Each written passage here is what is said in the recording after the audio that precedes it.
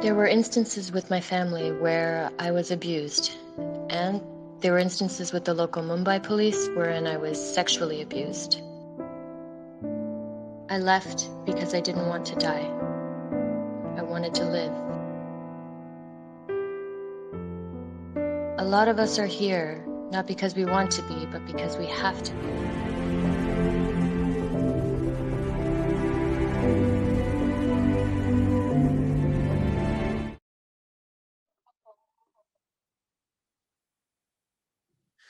Hello and welcome to the Metropolitan Community Church of Toronto's World Refugee Day celebration. My name is Reverend Jeff Rock, and I have the honor and pleasure of being the senior pastor of a vibrant, inclusive, and progressive church and a human rights center. And sitting down with me today is Dave Kerr, the brand new director of our LGBTQ plus refugee programs. Dave just started on May 25th, 2021, and he's sitting down with me for an interview. So Dave, thank you for taking the time to meet with me. It'll be a great chance for me to get to know you, but also our wider congregation and our refugee program participants. So first question, nice and easy one. Tell us a little bit about yourself. Introduce yourself to us. Hi, Jeff. Thank you for having me, and it's a pleasure being here. As you've heard, I am the new director for the LGBTQ plus refugee program at MCC Toronto. My name is Dave Kerr, and I am from a land of wood and water, from the country where ackee and saltfish is our national dish, and jerk chicken is enjoyed by many islanders and foreigners alike.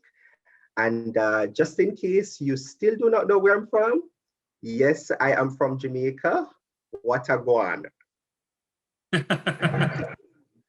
I love the little bit of Jamaican flavor, both in jerk chicken and in the patois. So thanks, Dave, for introducing yourself. So how did you find out about this position at MCC Toronto? How did I find out about this position? It was actually my boss who had told me about it, my former boss who told me about it. So your boss was trying to get rid of you and offload you on MCC Toronto, basically, is what you're trying to tell me. I think so. Now, I think so. But you know what, Jeff? In a very serious way, though, I am really grateful because I think she saw something in me that perhaps I never saw in myself at the time. And I remember when she said it to me, when she brought the article to my attention, she said, Dave, I see your name written all over this position. You should go ahead and apply for the job. And so I'm thankful to my former boss, Adela Crossley. So, Adela, I understand, was a lawyer, an immigration and refugee lawyer, and you were working in an immigration and refugee office. But what made you decide that you wanted to get into refugee work? Very good question. Actually, I think for me, it was all about my passion from day one. I've always been innately driven to give back to the community, give back to those who are most vulnerable. And I think in many ways, the refugee program really chose me as opposed to me choosing it. I really just set out to assist in as I would innately do because it's a passion of mine. Also, I grew up on a principle my mother would say, to whom much is given, much is required. And so a whole heap has been given to me, Jeff. And I think, I know that certainly giving back is the right thing to do. So that is how I actually got into volunteerism, and because of my work and my involvement, refugee program. Well, I love that line, to those whom much is given, much is required. I personally get it from Spider-Man. Aunt May in Spider-Man says that line, but it's also from the Bible. So it's a very apropos line. And I believe that all of us have so many gifts, and we're given those gifts by God. I say that as a faith-based person, and it's our duty and our responsibility to share them. So I'm really, really grateful that You're sharing your gifts with us, and it's clear and plain to me that you are a very gifted individual, and will have so much to contribute to our refugee program and to invite others. That's what this refugee program and this community of MCC Toronto is all about, is bringing our gifts together. And one of the lines I use is that we're stronger together, and together we are greater than the sum of our parts. So MCC Toronto's refugee program is largely, completely LGBTQ based. We are the only LGBTQ exclusive sponsorship agreement holder with the federal government, which gives us the right to sponsor people and settle people in Canada. But what drives your passion to work with LGBTQ2+ people?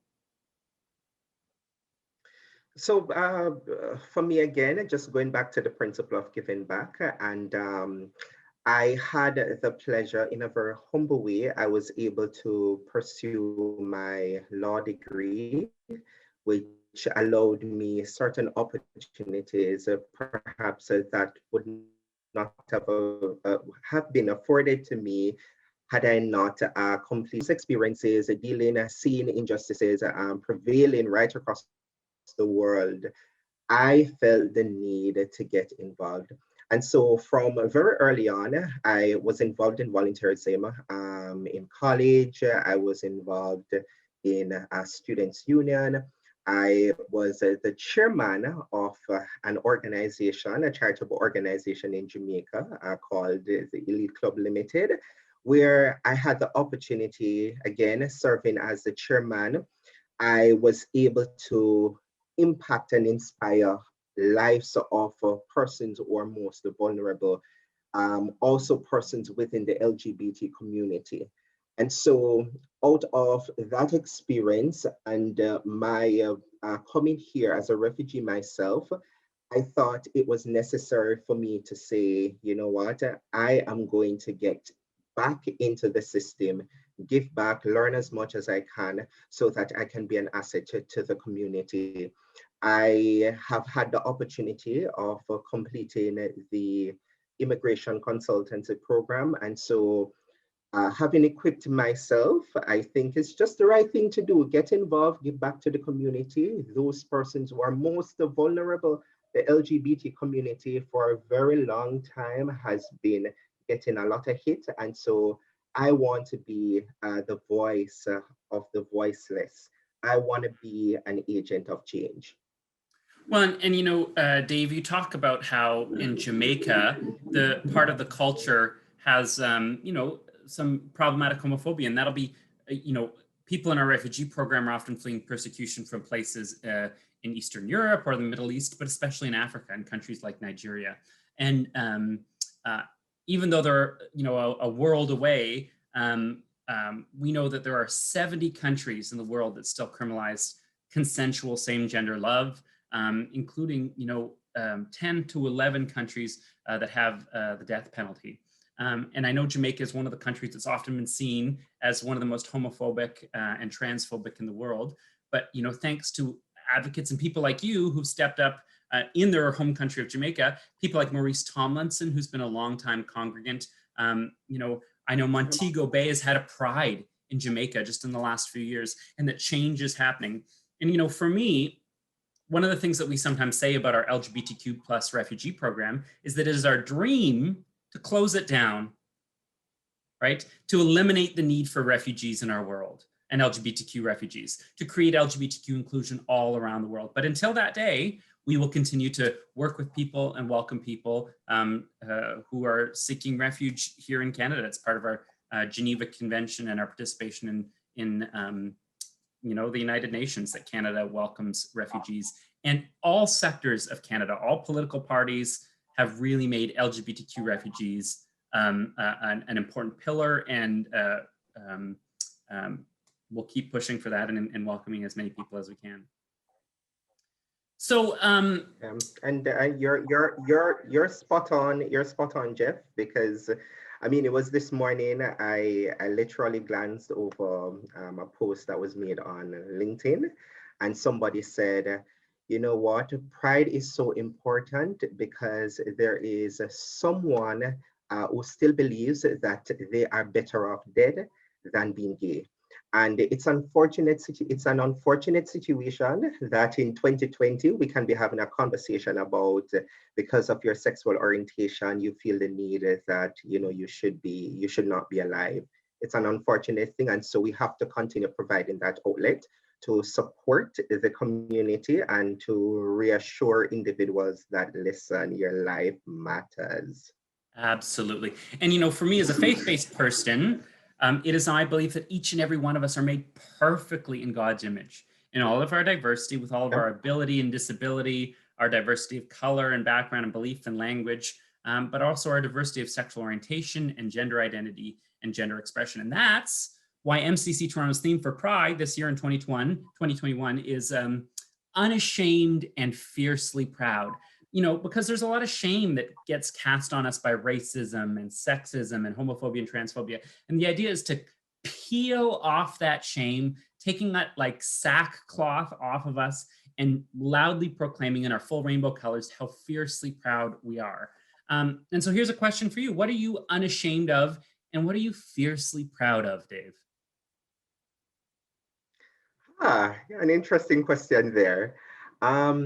I think if I were to talk about what I'm unashamed of at this point in my life, I can truly say I am unashamed of being me, right? I am really unashamed of being me. There was a time in my life when I struggled with insecurities. I struggled with unforgiveness. I struggled with a lot of hurt and pain.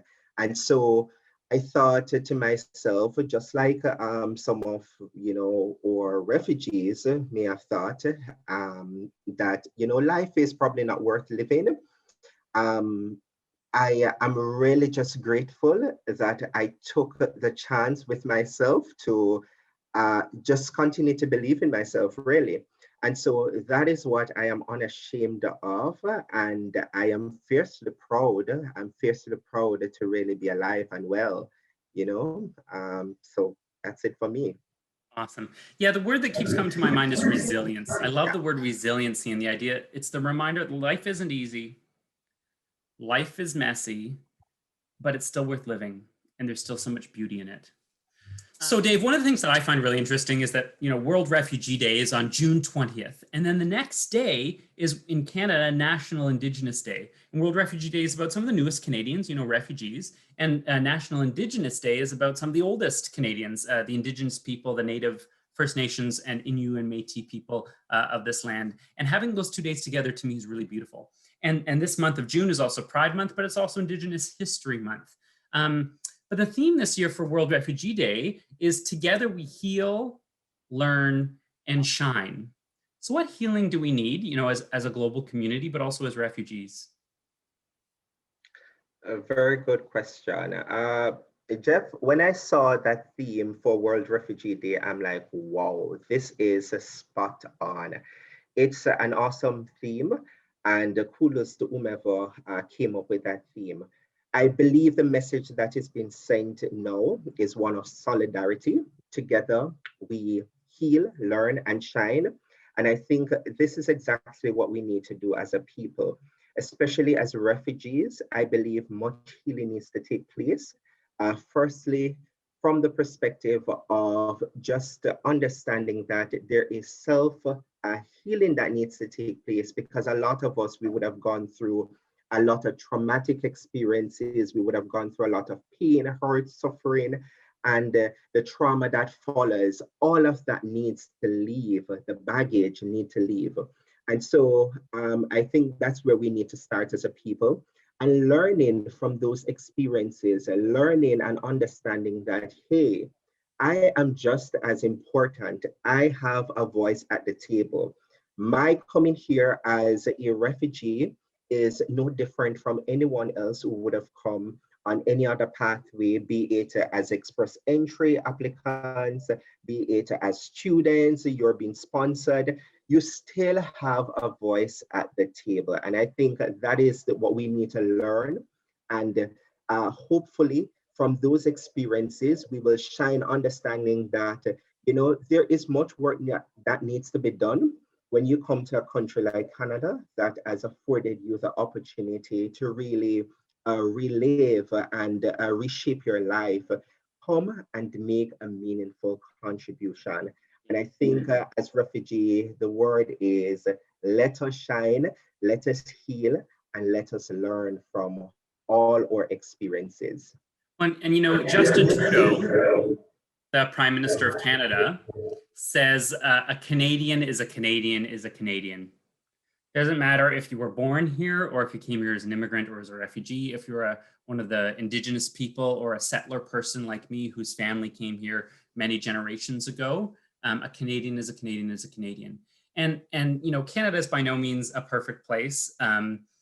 There's still a lot of challenges, as you know, many folks in our refugee program will know, and many everyday Canadians know. But I saw this sweater yesterday. It was advertised on Facebook, and it said, "We'll trade racists for refugees," and I really liked that. And the notion that you know, many folks in our refugee program came to Canada with a lot of hopes and dreams, and it'll take a lot of time and a lot of hard work to get there. But again, as Justin Trudeau says, with hope and hard work, anything is possible. It certainly is. So I just want to shift a little bit here and talk about the 3 pillars of MCC Toronto's refugee program. You know, some folks will know them, some folks won't, but can you maybe talk about those 3 programs of 3 pillars of our program? Yeah, at MCC Toronto, our program is so structured that, as you mentioned, we have 3 pillars, 3 different aspects of the work that we do. The first layer, or the first pillar, is that of resettlement. The second is peer support, and the third being advocacy and education. When we talk about resettlement, what we're talking about is really just that aspect to the program that assists individuals who are in refugee situation and who are, as you mentioned, we are an exclusive LGBTQ2 plus organization, a sponsorship holder agreement. And so our focus, or core focus, is that of assisting LGBT members, right? And so that is essentially what the program caters to.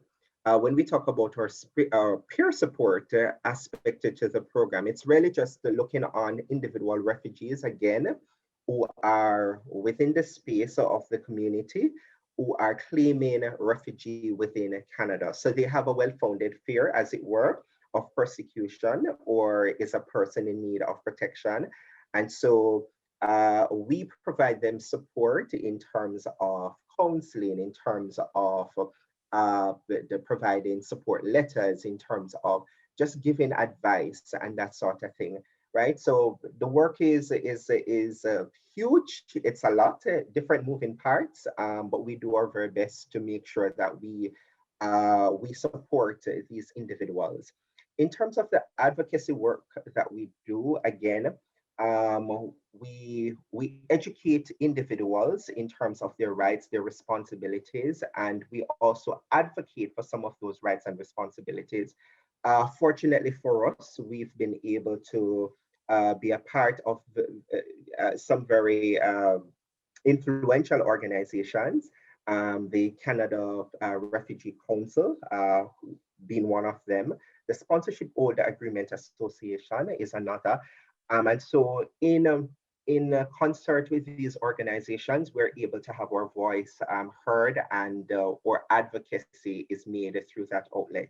So we advocate on things that touch on concern the LGBT community, be it healthcare, be it housing issues, be it HIV concerns, be it anything that touch and concern the LGBT community. We are there and we're part of the conversation.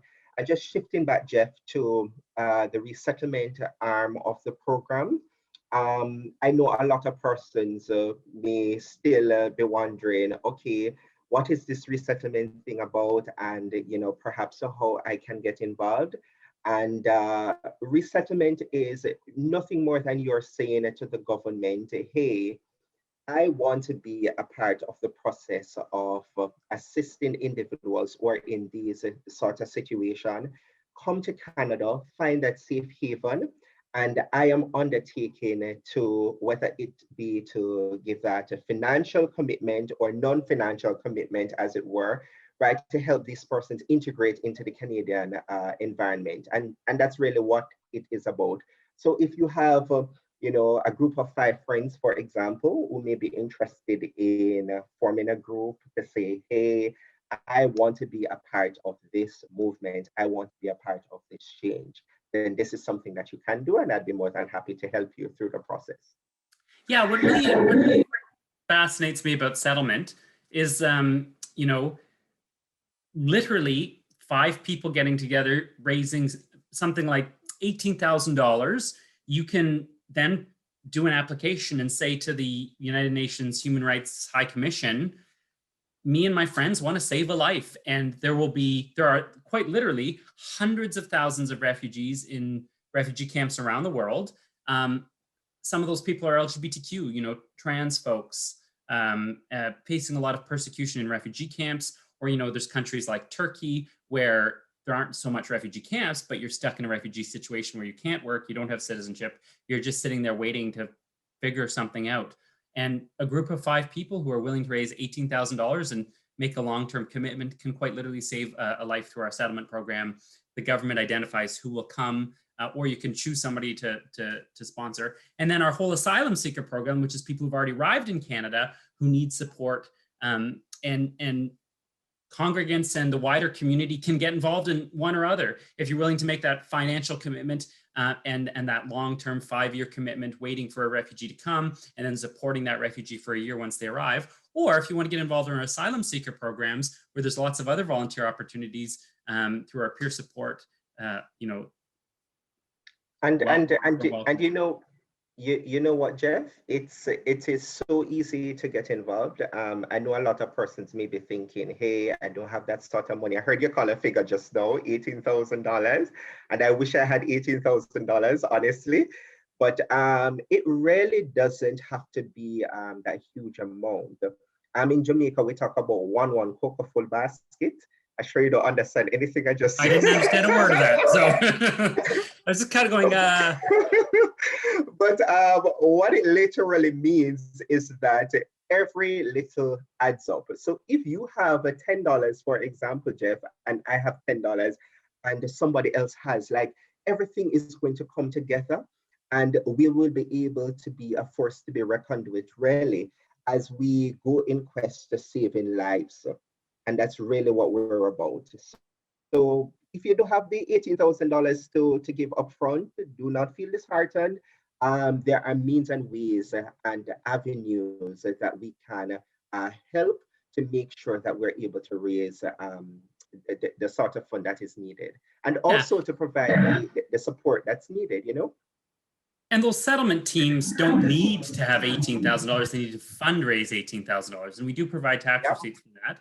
But if you and a group of friends are willing to do some fundraising, it's very much a doable thing. But MCC Toronto also has what we call our $10 of the month clubs for our benevolence fund, for our refugee program, and for our community outreach partnership grant. And if you're interested in becoming a $10 a month donor to our refugee program, it really does make a difference. This refugee program runs on very little money. The impact we do for a small investment is truly, truly remarkable. So, the ask is always, please support our refugee program, but also consider becoming one of our settlement teams and get involved. And when we do return to in-person worship services, one of my favorite things about MCC Toronto is seeing the way that refugee congregants and non-refugee congregants get to know each other. And lots of folks from our refugee program have become really dedicated congregants and members and are still around many years after their refugee hearing. Of course, we don't do the refugee program to grow our church. We do the refugee program because it's the right thing to do and because we care about the concerns of our LGBTQ+ refugees. So my last question, what's your vision for MCC Toronto's refugee program as our new director? My vision, Jeff, honestly, is really to just be able to grow this program and grow it in a very meaningful way, not in a way to compete necessarily with other entities that are already out there Of course, we know, there are many other organizations that are out there. I will not even call any names, but more so to complement what is already out there.